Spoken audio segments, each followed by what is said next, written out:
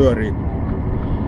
Kaukon yksi paras puoli on se, että sen lisäksi, että hän on vahva yrittäjä, tuntee Imatran ja tuntee ympäristöteknologian mahdollisuudet. Hän on myös urheilumies.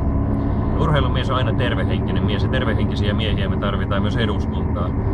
Tarkoittaa sitä, että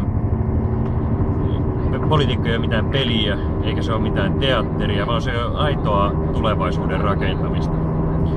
Se, että tuntee oman maakuntansa ja ne ihmiset on eduksi, mutta se, että tuntee vielä Suomen tulevaisuuden mahdollisuuksista yhden tärkeimmän, eli ympäristöteknologian, ympäristöyrittäjyyden mahdollisuudet, niin se on selkeä lisäarvo Kaukossa.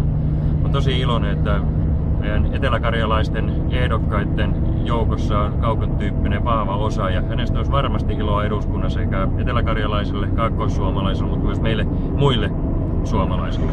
Kannattaa tulla Kaukon tukiryhmään mukaan tekemään työtä, koska silloin tekee pelkästään työtä hyvän puolesta.